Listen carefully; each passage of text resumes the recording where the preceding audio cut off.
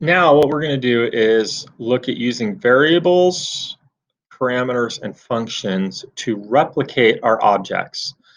One option that you can do is you can copy and paste all of this code multiple times to get lots of trees.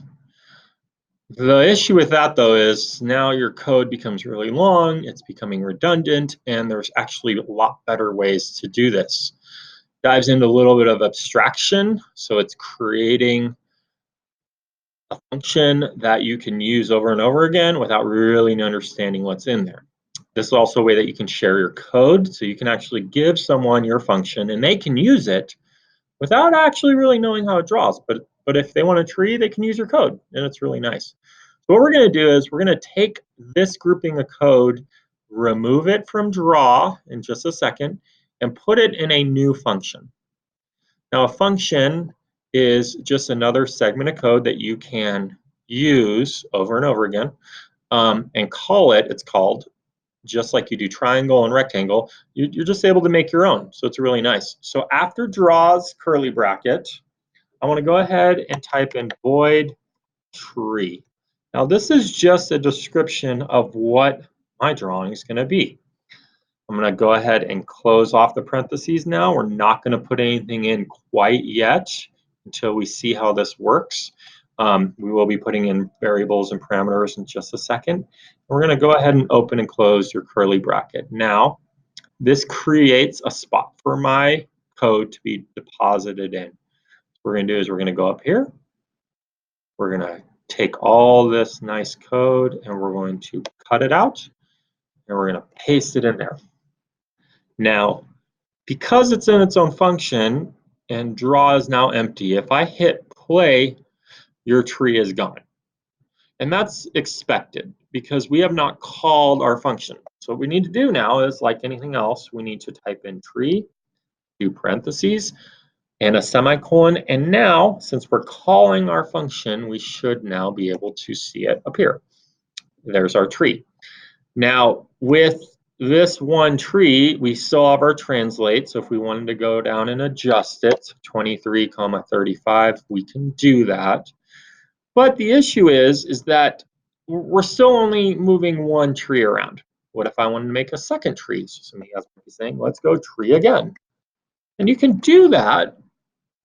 And when you hit play, the same tree is there. And that's okay. It's fine. The only problem is that it's drawing on top of itself. This translate, it's not like you can sit there and go 20, 35, and that applies to the first tree and not the second tree. So this is where we're going to introduce variables and parameters. And what we really want to do is we want to change this so that it's a variable. We're going to call it X position.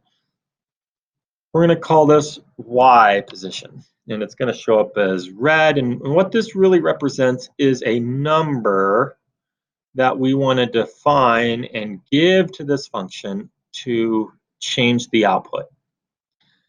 If you put it inside your function, you now have to actually create it up here in the parameters. There's other places you can create it, but what we want to do is we're going to call it a float, X position.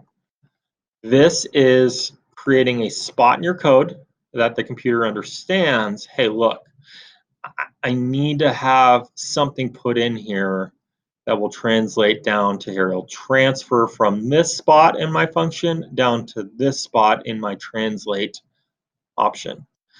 We could do this for other things, but for this simple example, we're just going to keep it for X position, Y position. You could put in colors, you can put a whole bunch of stuff. Get creative, get help. But for here, all we really want to do is affect where the tree is at by X position, Y position. Now up here in our draw, you'll notice it's telling us, hey, you need to put in parameters. You need to put in these things called floats.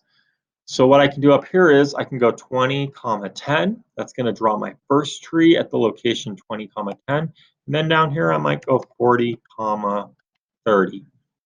This now will draw my two trees. This is really nice because I don't have to replicate all of this code. I just have to draw a tree. Call it once, call it twice, call it 3 times if you want a forest. 50, 30. This will now give us lots of trees in my little forest that I'm drawing. Now, the nice thing is that this is all in draw and this keeps your code nice and clean.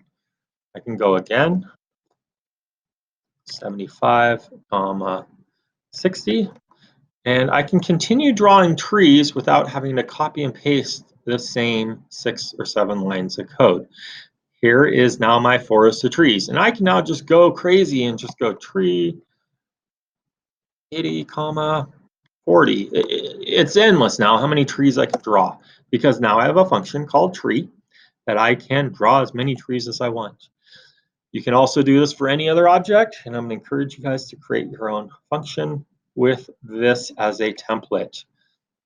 The void, name of your function, your parameters, push matrix, your translate with the variables put in, now your code that you're going to draw, and then pop matrix. It's all the same setup. That's the beauty of coding. Once you get one template, you can just reuse it.